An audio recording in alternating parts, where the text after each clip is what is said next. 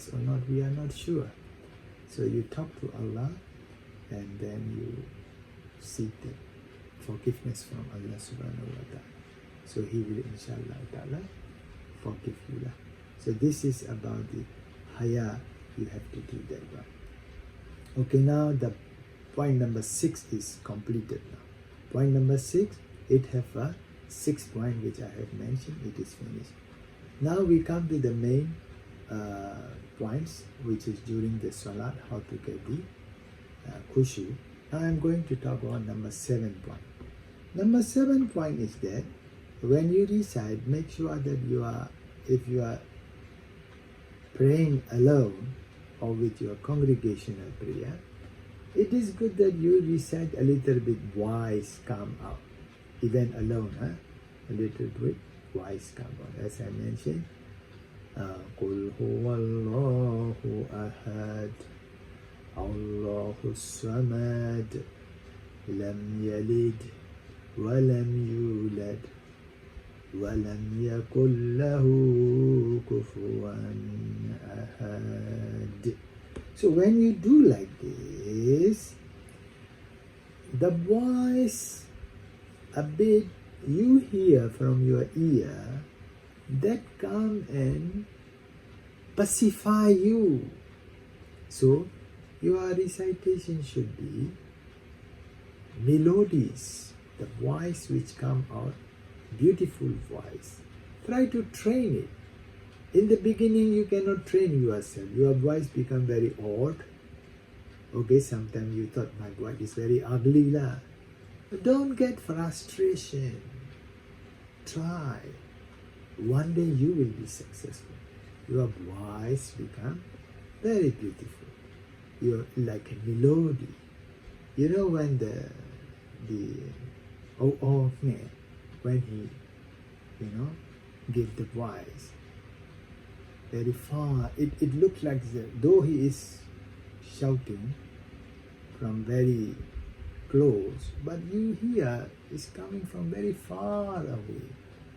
So the voice is something that you start feeling very good in your heart, and it make you absorbs in the melody of these beautiful birds. So this is the way. And also the Quranic recitation can bring the positive impact in your heart. So therefore when the Imam recite the Quran, so make sure that you listen very carefully. And Imam himself also should know the Quran. He need to recite very beautifully. And therefore what can happen is people are absorbed. He is bringing all the muqtadi standing behind him. So he bring all the muqtadi in the presence of Allah subhanahu wa ta'ala with his melodious voice towards Allah subhanahu wa ta'ala. This is therefore the ultimate goal of reciting the Quran beautifully is that you are gaining the presence of Allah in your heart, and your heart become again purified, soft, cool, and calm. That feeling make you so happy, and you say, yes, I love to come back to pray again and again and again. This is the feeling you should grow in you. It means that the recitation of the Quran during the prayer with a beautiful voice is not to show off to others. It is try to pacify ourselves. And if it is the Imam, he is bringing the audience to the presence of Allah subhanahu. That is the intention you must have. Not necessarily I have the very beautiful voice. I wanted to catch the attentions of so and so people. Then you don't get the rewards from Allah subhanahu wa ta'ala.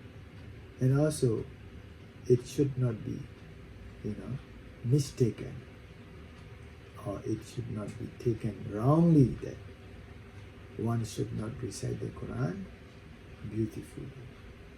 This is number 7. Number 8 is that, okay, and you need to also recite, apart from Surah Al-Fatiha during the prayer, the other surah alternatively. Not necessarily you know only Qul Huwallahu Ahad and Qul A'udhu Birabbin Nas. Throughout your life, you don't try to remember or memorize the other surah. You always recite this only 2 surah, Qul Huwallahu, Qul A'udhu Birabbin Nas. In my life, I met some of people, Muslim. They say, I got 2 surah, it is enough. And I did my whole life with this 2 surah. I mean, it is okay reciting 2 surah in the prayer. Enough. But you should also have the experience, knowledge of other surah also.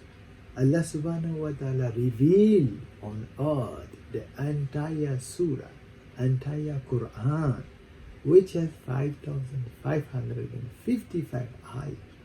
Why not we taste all different kinds of the taste from different ayah, verses of the Quran? So therefore, not necessarily we just apply a few surah in our prayer throughout our life. No, we need to also remember other surah. So in the last 20 years, I was helping many of our people establishing the Quranic recitation with tajweed in the mosques. It was some sort of movement in my life. Many towns, you can say 150 towns of Myanmar, we established Nuyadite Nanchang, or you can say a school in the summer, okay, holidays, about 2 or 3 months in a whole year. So these 3 months or 2 months of time, we teach our students, parents, even the graduate, even the small children also. We have 4 classes.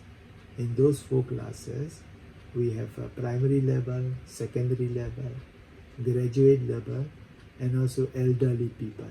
So we have 4 classes. So we teach our people 5 subjects. Out of 5 subjects, the recitation of the Quran with tajweed is part of our program of introducing knowledge sharing towards the Muslim. So therefore, I repeat here that we not only recite Al-Quran, 1 or 2 surah better, we need to recite more. I would recommend at least 20 surah, starting from Surah Ad-Duha until Surah An-Nas. For the level of secondary, you better, okay? Now you are in a college and university level, you should have the entire surah, 30 juz of the surah, starting from Surah An-Naba until Surah An-Nas. You know, in my life at your age, I already memorized this. So my father told me, at least you should memorize the last 3 juz, starting from 28, 29, 30. So I did that one. Later on, I continued the memorization of the Quran. So what happened is, this is why, make sure that we recite not only 2, but as much as possible, alternatively. In the first rakat, this surah, in the second rakat, another surah. In the morning prayer, some surah, in the evening prayer, some surah. Something like this you can change time by time, so that you can avoid the mechanical parts of your prayer and also the state of repetition. You can avoid state of repetition. Number 9 point, which is that when you prostrate and when you do the sujda, make sure that you are really focusing towards Allah subhanahu wa ta'ala. It means that when you are going to do the sijda, it means this is the state that you are getting very close towards Allah subhanahu wa ta'ala. So, ceasing the opportunities of closeness towards Allah subhanahu wa ta'ala, you need to do some time in the prayer, in the sujood, prostration, that Allah accept my prayer. From the bottom of your heart, you talk to your Allah. Oh Allah, please accept my prayer. And also this will help you that your dua is accepted, because you are in a time that is very close towards Allah subhanahu wa ta'ala. And also I told you that when you are doing sujood, you are not necessarily kissing the ground. Understand? You are not necessarily kissing the ground or earth. You are kissing the essence of Allah subhanahu wa ta'ala. This means that something, a power of God, you can feel it. So you are touching that power, feeling that power. By that, you receive this power. You got energized. You got energized in your heart and in your body. You got it right. This is what the sujood can change your life. People who are sick, people who are frustrated, people who are suffering, disheartened. This type of people, when you go to your sujood, make sure that you surrender totally towards Allah subhanahu wa ta'ala, and you are kissing the essence of Allah subhanahu wa ta'ala. That is a very, very important moment, very heartfelt moment, very, very, very, important moment for you. And this is very thrilling for you. You become more excited that you wanted to, kiss the essence of Allah subhanahu wa ta'ala. This is the only time you get during your prayer. The time of the sujood is very much important. So keep it in your mind, and inshallah ta'ala it will make you happy. Number 10 point is that when you give your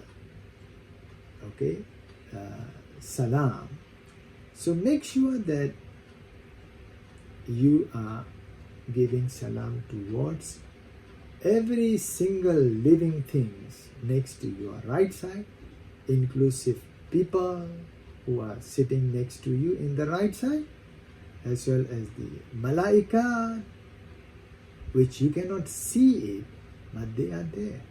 So you need to give the salam to them. Same towards when you turn to your left side. Assalamu alaikum wa rahmatullahi wa barakatuh.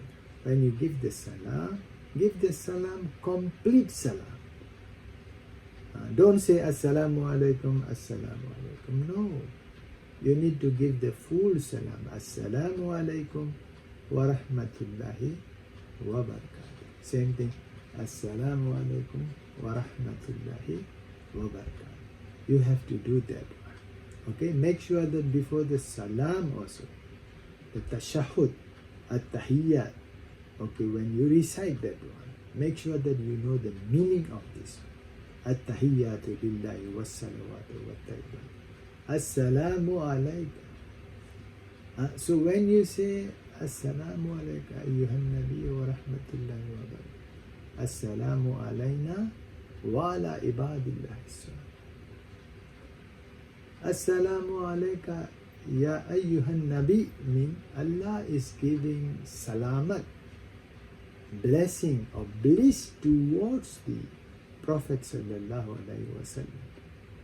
Then the Prophet says, Assalamu alayna, bliss is on me, wa ala ibadillahi salihin, and all those ibad, slave, or my companions, or my ummah including us. Ya Allah, give your blessing to my entire ummah which is coming until the end of the Qiyamah, the last person.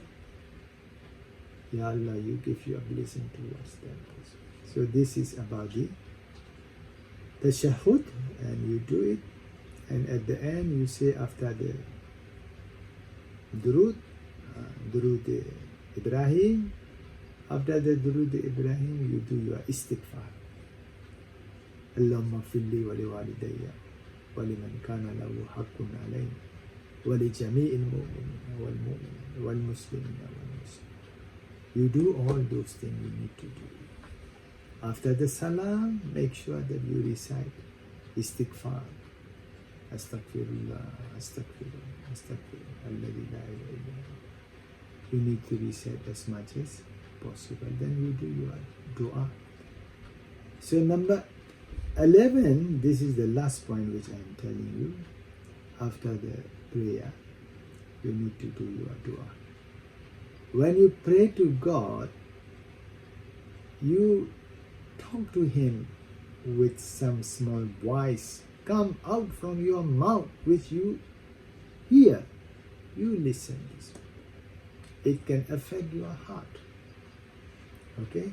So make sure that you need to ask the supplication from the bottom of your heart, and you experience peacefulness, cool and calm mind and heart in your mind, in your heart, and in your body as well become very healthy, light, and also you become very happy also.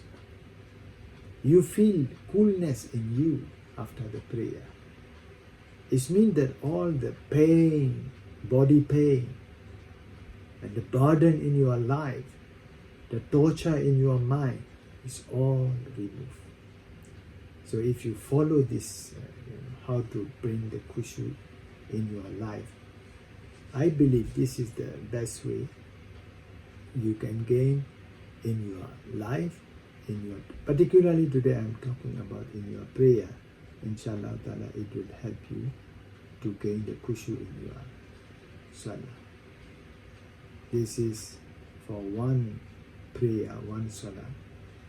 If you continue to do 5 times a day, if you continue to do for the whole of your life, so inshallah ta'ala, you become a very happy person. Your life become very worthy. People love you. You are acceptable in your society. People will come and ask you how you become so happy person. What makes you so acceptable in your society? Why people love you? Why people come to you to seek your help? People will come and ask you. That also help you to remove all type of dirty idea in your mind. All your dissatisfaction, your envy, your pride, which is disturbing you, satanic advices, dirty mind. Okay, you wanted to run away from your society. It will all goes away. You start leading your life as a successful person. You will be very happy to everyone.